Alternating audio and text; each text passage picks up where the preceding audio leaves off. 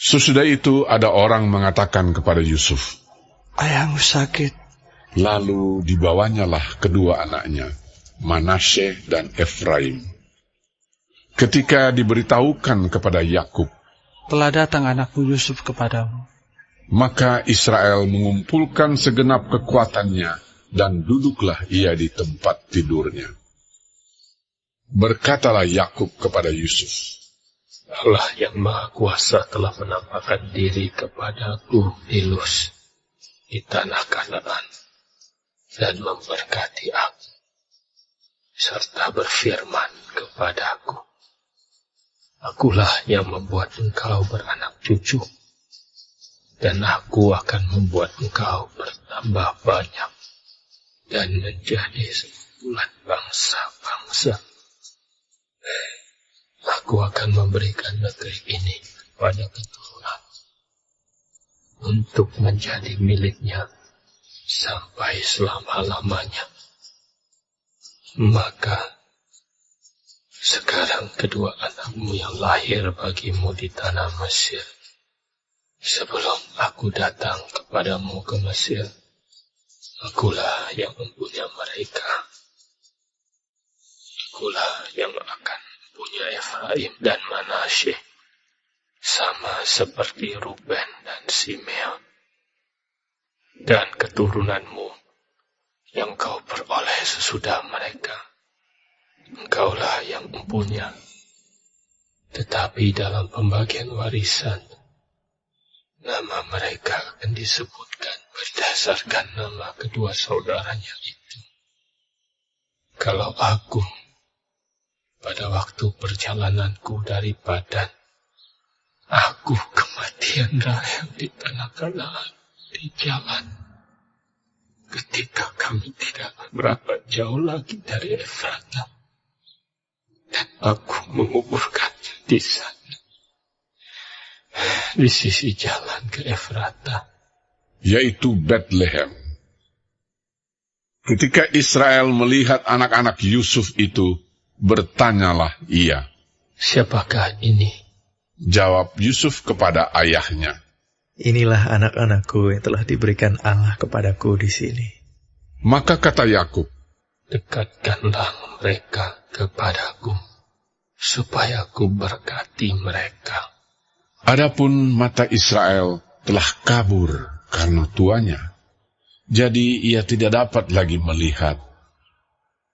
Kemudian Yusuf mendekatkan mereka kepada ayahnya, dan mereka dicium serta didekap oleh ayahnya. Lalu berkatalah Israel kepada Yusuf, Tidak kusangka-sangka bahwa aku akan melihat mukamu lagi. Tetapi sekarang Allah bahkan beri aku melihat keturunanmu. Lalu Yusuf menarik mereka dari antara lutut ayahnya, dan ia sujud dengan mukanya sampai ke tanah. Setelah itu Yusuf memegang mereka keduanya, dengan tangan kanan dipegangnya Efraim, yaitu di sebelah kiri Israel, dan dengan tangan kiri Manasye, yaitu di sebelah kanan Israel. Lalu didekatkannyalah mereka kepadanya. Tetapi Israel mengulurkan tangan kanannya dan meletakkannya di atas kepala Efraim, walaupun ia yang bungsu, dan tangan kirinya di atas kepala Manasye. Jadi tangannya bersilang, walaupun Manasye yang sulung.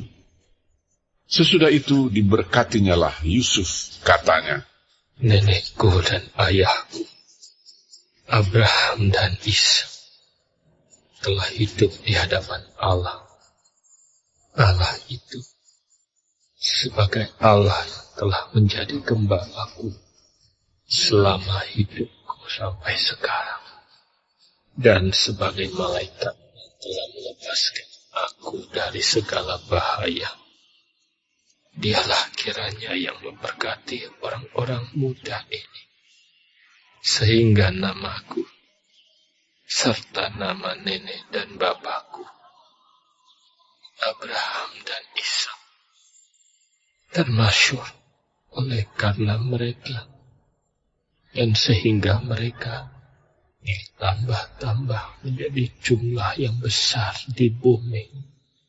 Ketika Yusuf melihat bahwa ayahnya meletakkan tangan kanannya di atas kepala Efraim, hal itu dipandangnya tidak baik. Lalu dipegangnya tangan ayahnya untuk memindahkannya dari atas kepala Efraim ke atas kepala Manasye. Katanya kepada ayahnya, "Janganlah demikian, ayahku. Sebab inilah yang sulung. Letakkanlah tangan kananmu ke atas kepalanya." Tetapi ayahnya menolak. Katanya, Aku tahu, anakku, aku tahu. Ia juga akan menjadi suatu bangsa. Dan ia juga akan menjadi besar kuasanya. Walaupun begitu, adiknya akan lebih besar kuasanya daripadanya. Dan keturunan adiknya itu akan menjadi sejumlah besar bangsa-bangsa. lalu diberkatinyalah mereka pada waktu itu.